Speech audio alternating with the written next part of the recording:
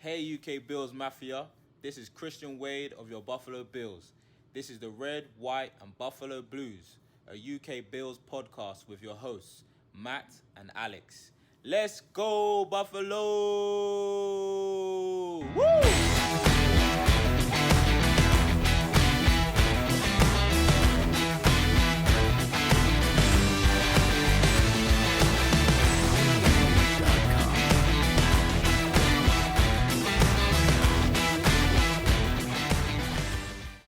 Hello and welcome to another episode of the Red, White and Buffalo Blues, a UK Bills podcast, Bills news with a UK twist. Alex and Matt here as always, and today it is be the Bills GM for the day. Defend your draft. We have four guys coming on the show. Each have done their own drafts from multiple different machines, and we put it to them to defend their draft. Alex, are you looking forward to this? Yeah, we're getting so close now, and now's where the interest and the excitement start to come from because it's real and we're about to make our team better because I believe that the Bills will do exactly what they're supposed to. They're not going to do something stupid. They're not the Raiders. They're not just going to Yeah, take the fastest guy. They're not, Janikowski in the first. who was that goon who was the GM who took Aaron Maben?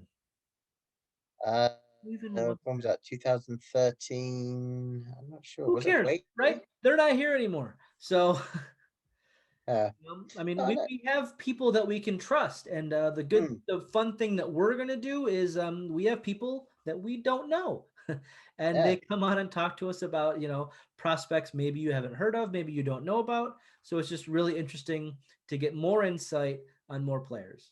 yeah. So the one good thing about this is obviously is that there's no major need on there, so we can go in there with best player available on the draft board. Obviously, edge and cornerback is a big need on there, but we're not at a point Will where someone take a running back with their first yeah, pick? Wait and why see. not? Why not? Let's have that. We'll get that. Oh Well, my hopefully, we'll have that discussion. God. No, let's not have that conversation. We've done it like 10 times already. No, it's Look, so the last time I hated a Bills draft pick was Josh Allen. Okay? So, if they draft a running back and I hate it, you're gonna love it. what the hell do I know? You know? All right? Yeah. So sit back and enjoy. We have four UK Bills fans all becoming the Brandon Bean for the day. So enjoy. Leave a comment because I'll probably put each four of them on Twitter and get you to vote for the best one. So enjoy, guys. And first up on GM for the day, we have Tim Rudge. Tim, thank you for joining us on the show to discuss your mock draft. No worries. Thank you for having me. It's a pleasure. I can't wait to do this. I love the draft season, so thank you for having me on. That's all right. Well, first of all, before we get into it, what I Yeah, just want to know, and probably what our fans do, how did yeah, you become a Bills fan? yeah. It's a bit of a strange path, really. I've got no ties or connections whatsoever to Buffalo. Mm, I'm quite a newbie fan, to be honest. Probably just before McDermott joined, I actually started to get an interest in American football, and I remember just seeing footage of a Colts game, the snow game, and thinking those guys are bonkers for being there. I was Um, at that game. and I then got into Madden actually on uh, PlayStation, and from that, I don't know. I just remember that snow game and seeing some footage of the fans at that game, and I thought, well, that's the first team I'm going to pick for franchise, and that's who I chose, and I enjoyed it, and I just all right. liked the jerseys and everything. So it just stuck really. As soon as I saw how passionate the fan base was, yeah, I've been hooked really. So Oh, Awesome. that's that's how I good. got into it. No, that's a good game to pick. I remember Fred Jackson needed like 200 yards to get over 1,000 on the season, and he got it Yeah, in the fourth quarter. Yeah. yeah, I didn't absolutely. stay for the fourth quarter though. So it was a miserable game to be at. I mean, if there were Yeah, stakes, then absolutely I would have stayed for the whole thing, but my God, was it cold. Yeah, I bet. I think it was still a good attendance. So I remember seeing there was about 25,000, 30,000, considering, sort of the pictures of the chap sitting in all that snow. I don't know, it was a couple of foot, it looked like. It was just unbelievable dedication, really. So, unlike over here, when any bit of snow, yes, everything's cancelled. yeah, absolutely. Yeah, a couple of inches and yeah. Yeah, it all Good goes luck. to pot. Yeah. So let's get into it. Let's get Yeah. into your mock. You've obviously sent it to me and Alex previously. You see you've done some trades in there. Yeah.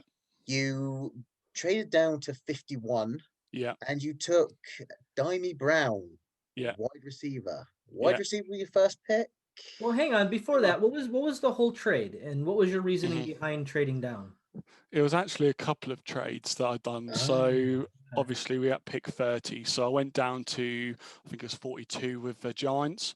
Okay. And there wasn't that many good options at that time. So I then traded down again just to try and accumulate as much draft capital as possible, just because I quite like the day 2, early day 3 range for players. I think although they're not considered premium talents, I think that they can still have meaningful roles, not only for 2021, but 2022 as well. So I had a bit of my eye on the future there.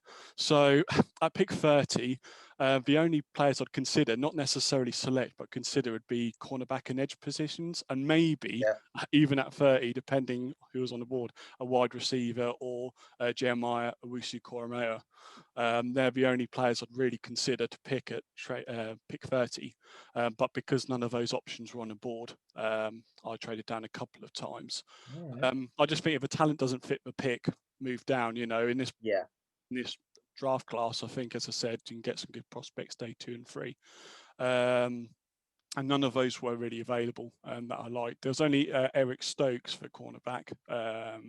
He was there from Georgia, but I'm still not fully convinced by him. I think there's still some options further down the board that I like. So that was the logic, really. Just move down, kind of get to day 2, day 3, and then use the extra trade capital to move back up. Yeah, No, exactly. that's a good strategy. Savvy move. So it's bold strategy. Yeah, it is bold. Yeah, There's a saying dodgeball. That's a bold move, Cotton. Your last pick is 163, right? So fifth round. Yeah, I've got 2 fifth-round picks. So really I squeezed it into the middle 6, rounds 7 there. rounds picks. So I brought them forward basically. Yeah, quite a bit. So right. So we're looking at the wide receiver with the first pick. I after doing a little bit of research on this, I kind of see why he's been labeled a little bit of a Stephon Diggs, and Diggs isn't young, so there will be some time there for him to develop and then maybe take over that role to keep Josh Allen's, Diggsness happy. Yeah. Is that what you were going for? Not necessarily a like-for-like replacement. It's just I just envisage in the scheme. There's even though it's a deep wide receiver class, I don't see the guys in that range. They're more horizontal spread, run after the catch guys. Like you've got Amari Rodgers, you've got Rondale Moore, and you've got Kadarius Toney, and they all play similar roles. I don't think would necessarily fit in with our scheme. You have to be more of a deep threat, but be quite well rounded as well. So I think in day 2, there's only a few guys that I like in that range, and that's Diami Brown, and then Amon-Ra St. Brown is another one as well that I like. But Diami Brown's my favourite player, so I went for him. That's fair enough. I mean, obviously you can't argue with back-to-back 1,000 seasons in 2019, 2020, and the big playabilities on there. Obviously, the concerns, I don't know if they played into you into it, was prone to your drop, and he can be out-muscled if the corner actually presses him on the line. Yeah, what was it, like 15 drops in his 2 years as a starter? Yeah. So I don't know if that played anything into the decision, or if it was just he was the best person on your board, and with the with the roster we have, you're going to go. There's not many holes. You're going to take that best player. Yeah, Yeah, exactly that. I'm just thinking, I was looking at the wide receiver class, and we've got Emmanuel Sanders, who's 34 and on a 1-year deal. Yeah. Gabriel Davis, he's a bit of a niche deep threat for me. I think he's optimized by the scheme. I'm not Yeah. convinced he's necessarily a long-term wide receiver too. And then I was just looking before this, Hot but take. pardon? I think that's a hot take about Do you think? Yeah, I know. I know that is a little bit of a hot take, but I'm not. I'm not fully convinced that he's All going right. to be a long-term wide receiver too. And then Stefan Diggs, I was doing a bit of research, and he's currently the 18th highest-paid wide receiver based on average annual value of his current deal. So I'm thinking after this season, he's got 2 years left. If he has a phenomenal season this season, then he's going to be in line for a big extension, 20 million Yeah. dollars per season plus. So I'm thinking we need a bit more of an economical option there, especially if Sanders is on a 1-year deal. So I like him though, Brown. I think he's fairly well rounded, and he excels with the release and intermediate deep routes. He's not the quickest. He doesn't have great straight line speed, but he's quite smart and nuanced, I think, Yeah. how he gets past cornerbacks and gets by them. So I thought it was a good fit there. So, That's last question about this pick. I want to look at it logically. We are trying to win a Super Bowl. Mhm. Is there not a player that we could have gotten during your mock draft that would have helped us today? Because I think that's what we need right now. Yeah. Mm. Yeah, well, with the wide receivers, not, I don't know, like with the wide receivers, there wasn't really another option that I liked Yeah. in the slot necessarily. We're quite well stocked in wide receivers. There's a few players like Eric Stokes, obviously cornerback two's definitely a need, but I thought there was a bit of value further down below. And then Okay. there's some guards that I really like there, like White Davis and Eric Dickerson, etc. Landon Dickerson, sorry. But they're just guards at the end of the day. I do wonder how much of an impact they'll necessarily have on us and make us a win now team. So as I said, for edge players, we're pretty much off the board. It feels like Quitty Pay there, or Jalen Phillips, if he was there, it'd have definitely been my pick at pick 30, to be fair, and I'd have just gone straight to 61. yeah.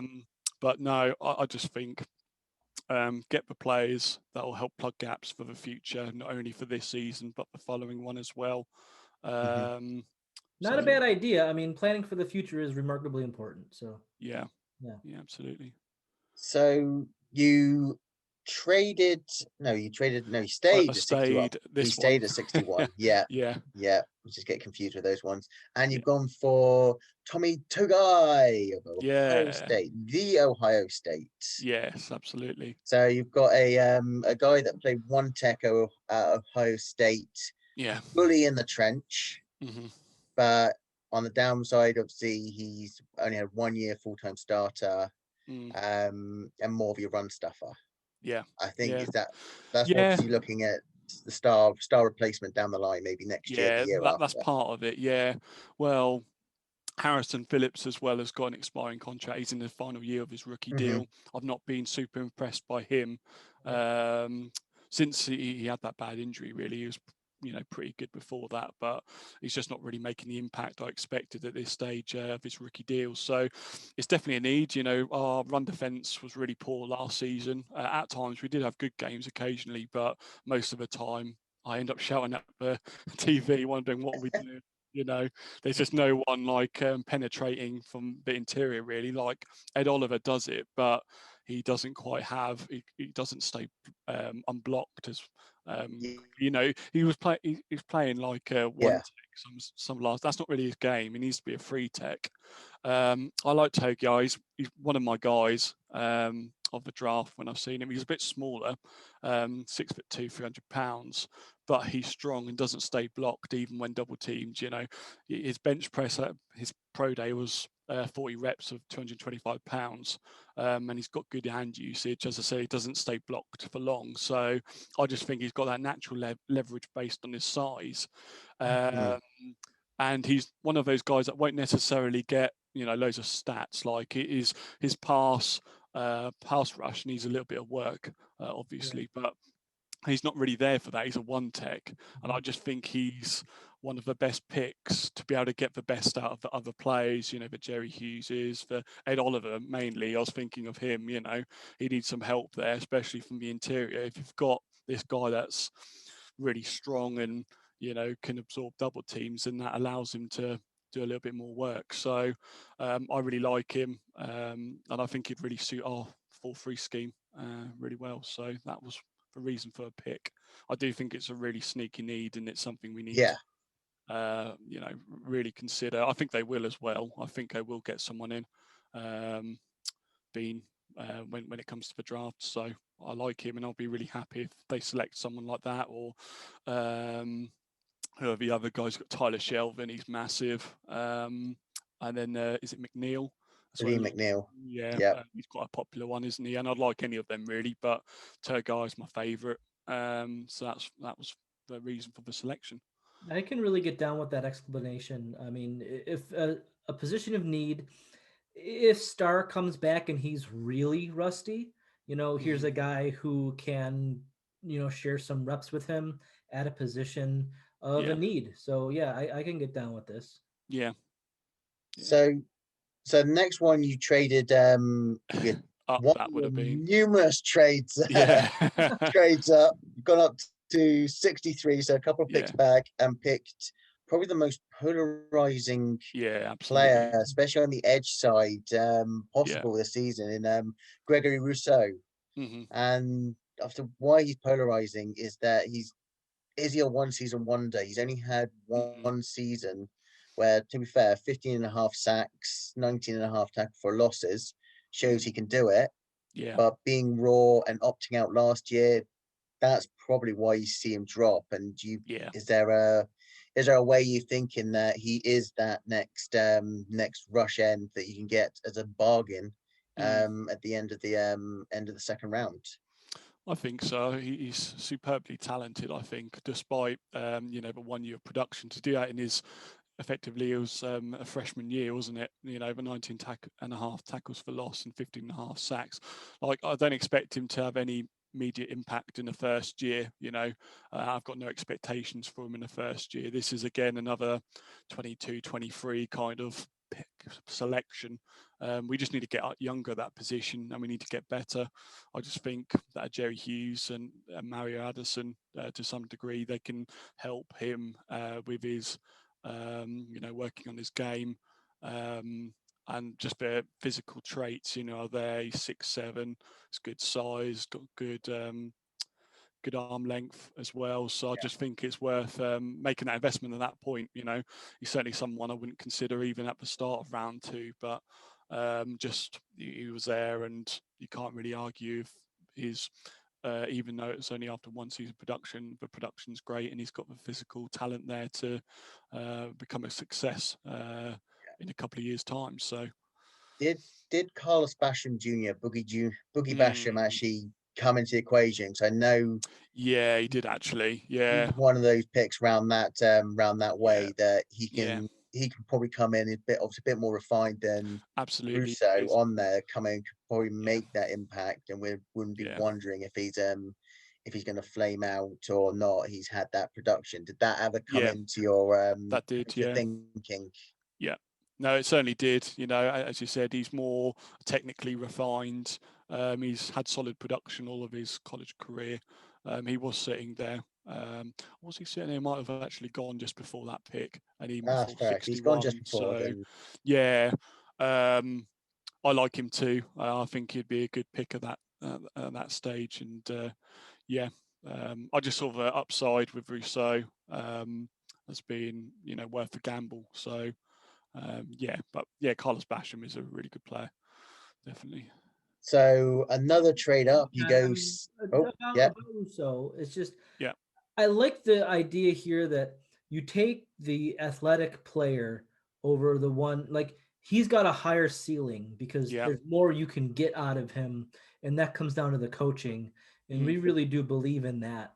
So I mean, I like that everything that you're doing is for the future hmm, because when Allen's contract gets signed mm, for what 55 million or whatever, yeah, yeah, nuts, it's good to be able to have these young players instead of trying to get free agents coming in. So coach them, let them, rotate. I mean, how many snaps did what's his face have this year? Who was the young kid at edge? Epinesa. Epinesa, yeah. He didn't play a lot. So you get that kind of same Rousseau, learn it, and then play it the year after. I'm down with that. So 73. Yeah. You've got my favorite player in here. Ifantanu Melifonwu. I love this guy. I mean, doesn't all Bills Mafia, like he's I was gonna say known as our like third round draft pick, right? Like everybody says we're gonna get this guy. It's the Syracuse connection, isn't it? Everyone just roots for them. So yeah, he's very popular, isn't he? Even in the UK Bills community, I see it a lot. So it's just the flexibility that he can play, the physicality, 6'3", 212 pounds, got the length, the size, the speed.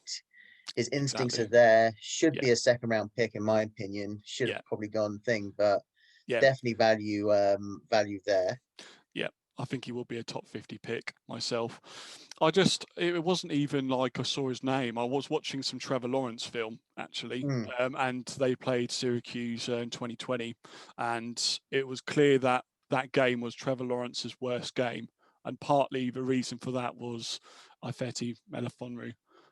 He made some good plays, and that stood out to me. He didn't get any interceptions, but he did defend a couple of passes and made some good tackles. And you just see his size. Can't really miss him. He's almost like Tremaine Edmonds. In the middle of the field, your eyes are drawn to Melifonwu, and that's all I could. That's all I was watching really when I was watching Trevor Lawrence film. Was this 6'2" rangy corner that was keeping up with some good wide receivers from Clemson. So I just think he fits the profile really. We've lacked that size and athleticism at cornerback too. I think all us fans know that. I'm a little bit tired myself of seeing the Dolphins with their two big physical wide receivers kind of bullying. Yeah, exactly. Bullying Levi Wallace, and he is a, solid, capable cornerback. But with a guy this size and athleticism, we won't necessarily be targeted quite as much as cornerback two. He's got good zone instincts as well, which fits well with our defense. So it just makes sense that pick's really good value. I think he'll be a top 50 player when it's all said and done. So at 73, I had to do another trade up. Yep. The one thing about him is, due to his size, I worry about his ability to get kind of turned around in the double or triple move. But it's good because during practice, if you just put him on Diggs will just tear him up, and then he'll be able to learn from that tape. Yeah. His weakness fits in with our offensive strength to be able to correct his weakness. Yeah, that's a good point. I haven't thought about that, but iron sharpens iron, doesn't it? And you could well be right with Melifonwu there. I think it's a great pickup.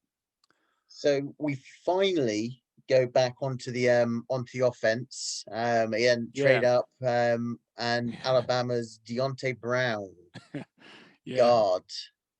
Now, that one is quite interesting. I mean, there are a few guards around that fourth round that could be taken, and obviously any Alabama offensive lineman is probably going to be worth their weight in gold, regardless of what rounds they've actually come up through. Was it his run blocking that he's actually good at and the way they want to run it, or is there something else that really drew you to actually selecting him with the 108th pick? Yeah, I think there's a question mark around guard. Although we've re-signed the same guys, we brought back Feliciano. He seems like he's on a year-to-year deal. But I just felt like we could do with a bit more longer-term insurance, really, with a rookie deal with Deontay Brown, who's, excels in run blocking. And getting him tied down on a 4-year contract. I liked his game. Again, you can't really miss him because he's so big.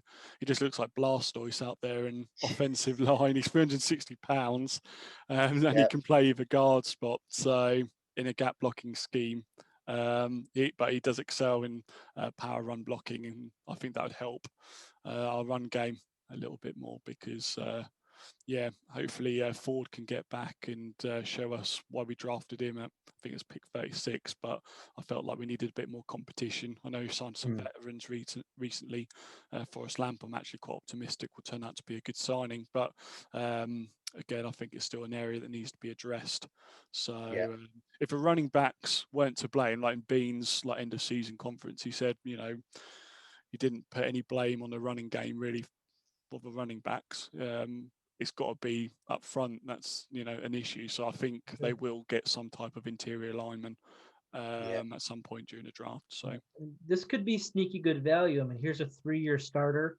So, you know, he has the reps to get the job done.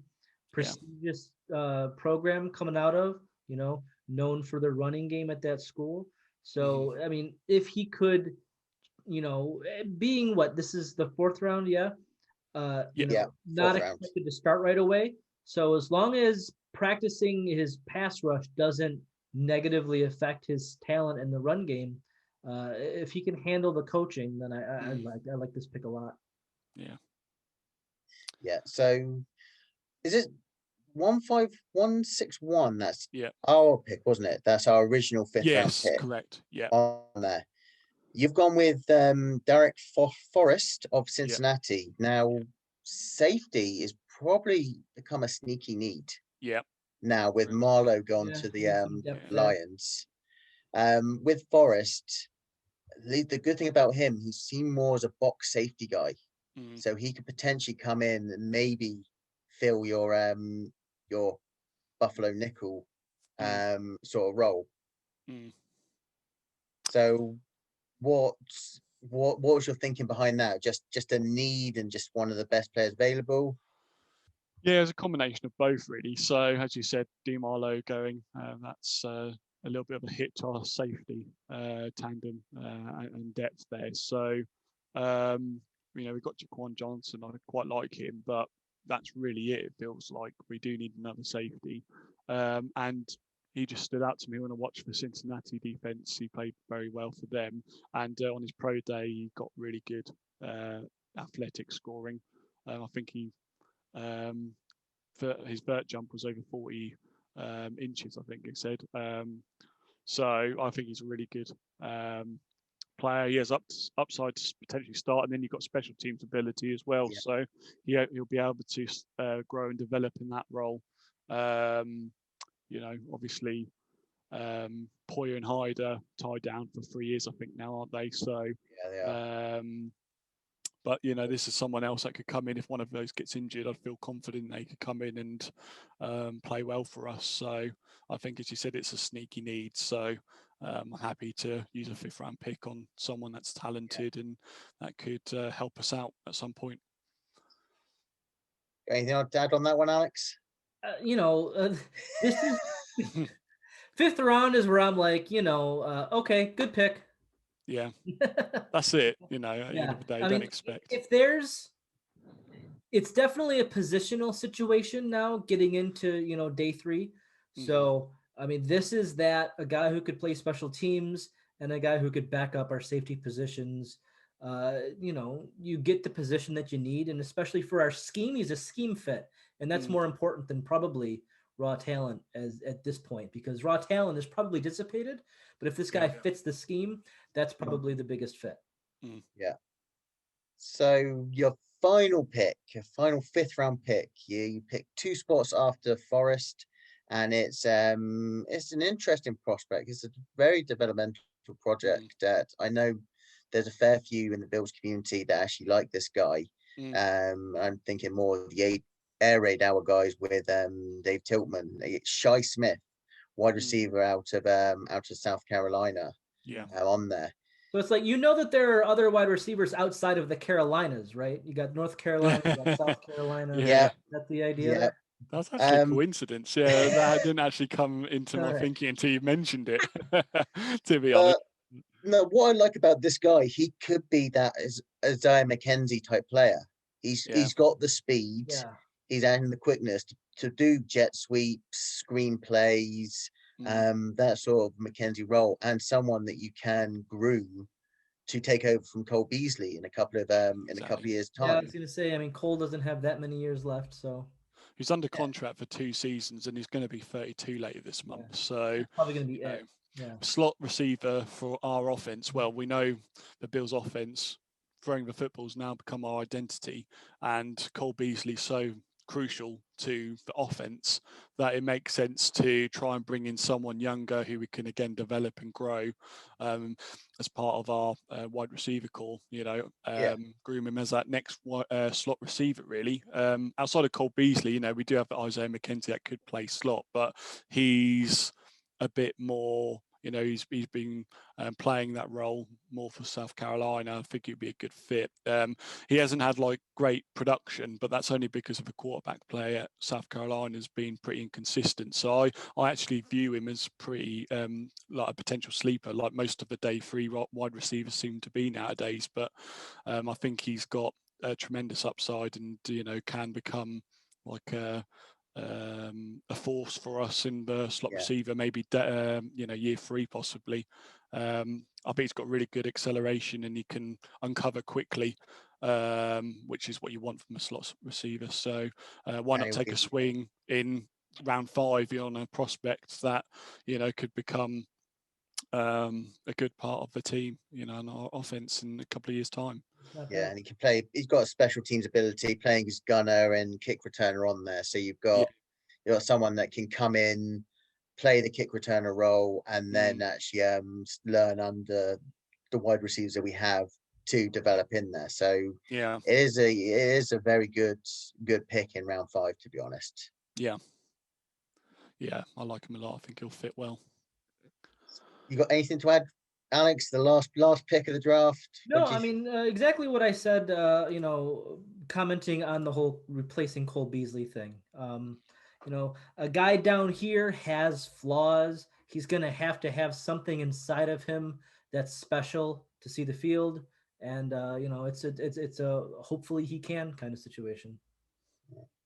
So on that, we say, Tim, thank you very much for being the Bills GM for a day, coming in defending your mock draft for us, and I will actually put this out on Twitter for the community to actually to try and ask you more questions. Well, you're the draft expert, Matt. You love this shit. I can't grade this draft. I don't know that. Grade him. Off the top of my head. Not off the top of your head. We just spent 20 minutes talking about the draft. I would say I'm going to give it a B minus on there. Okay. There's a couple of picks, the Rousseau pick and the Brown pick, just for what could be available. Obviously, we didn't see the draft board on there, so let's say it could be anything on there. But judging by need over what's available and best player available, I would give it a solid B. I'm very impressed by the savviness of the trading, getting more middle round value. This is a roster that's pretty complete, so planning for the future is really important. So I'm down with that, but I can't give a grade. I don't think that matters, but I just like to put Matt on the spot. So thanks. He always does. Yeah. No, but Tim, thank you very much for coming on the show and walking us through your mock draft. No worries. Thanks for having me. No problem.